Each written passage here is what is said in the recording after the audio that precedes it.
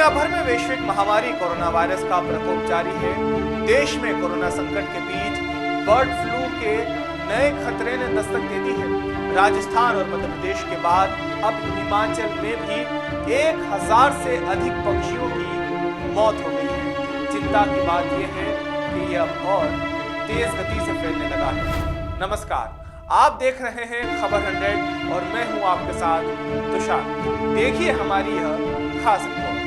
राजस्थान के झालावाड़ जिले में बर्ड फ्लू की पुष्टि के बाद शनिवार को बार, कोटा और पाली में भी कौओं की मौतें हुई। अब यह 5 जिलों में फैल चुका है।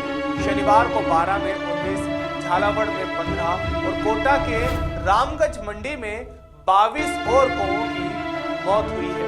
कोटा संभाग के इन्हीं 3 जिलों में अब तक 177 कौओं की मौत हो चुकी है।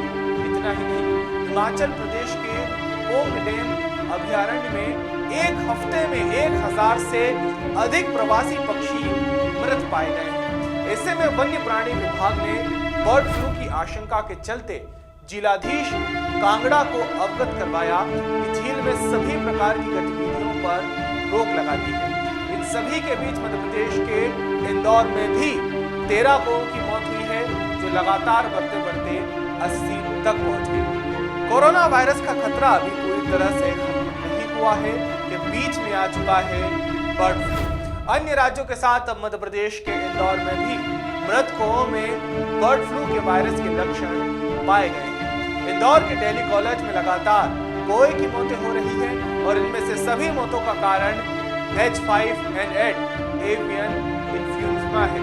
बताया जा रहा है कि H5N1 से लेकर H5N5 टाइप वाला बर्ड फ्लू का वायरस घातक होता है। ये सभी वायरस एक से दूसरे पक्षी में फैलते हैं। हालांकि वर्तमान में जिस वायरस से मौत हुई है वो केवल कौओं तक ही सीमित है। इससे दूसरे पक्षियों के संक्रमित होने का डर बिल्कुल नहीं है। फिर भी वायरस के मामले सामने आते हैं।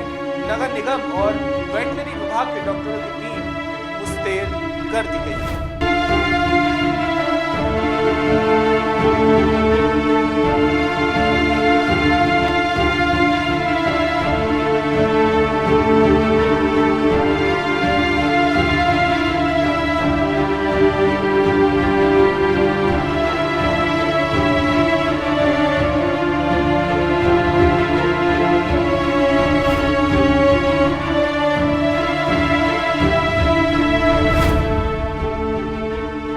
इंदौर के डेली कॉलेज में अब तक 83 से ज्यादा कौए मरे जा चुके हैं।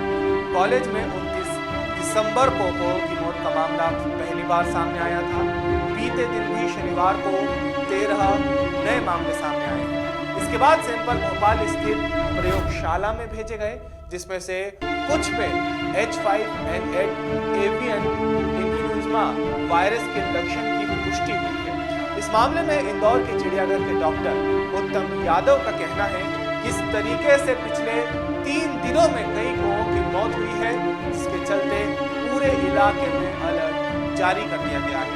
सभी को बर्ड फ्लू के प्रोटोकॉल का पालन करने के निर्देश दिए गए हैं। हाँ, इसकी एवियन इन्फ्लुएंजा की पुष्टि हुई है। वहाँ पर कुछ कौवों की डेथ हुई थी। उनके जो हाई सिक्योरिटी लैब को भोपाल सैंपल भेजे थे, उसमें कुछ रिपोर्ट्स पॉजिटिव आई है और उसी रिपोर्ट को पॉजिटिव देखते हुए जो हमारे जो पशु चिकित्सा विभाग है उसने भी कार्रवाई शुरू कर दी है। पैरेलली नगर निगम ने भी अपनी कार्रवाई शुरू कर दी है और वहाँ पे जो भी इन्फेक्टेड एरिया है, वहाँ पे जो भी कौवे जो जिनकी डेथ हुई है वो मिल रहे हैं, उनको हम लोग वही प्रोटोकॉल के तहत जो एवियन इन्फ्लुएंजा प्रोटोकॉल 15 को ध्यान में रखते उसी तरह से उनका डिस्पोजल कर रहे हैं।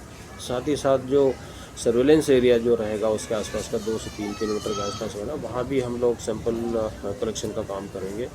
और स्पेशली चूँकि जू काफ़ी उसके पास में है और जू में भी काफ़ी बर्ड्स हैं, एग्जोटिक भी, इंडिजिनस भी है, तो हम लोग वैसे तो जू रेगुलरली हर मंथ हम लोग इन सब सैंपलों की जांच कराते हैं। तो जो हमारी लैब है लोकल यहाँ पे DI लैब, वहाँ पर भेजते हैं सैंपल्स को और पूरा उसका रिकॉर्ड रखते हैं।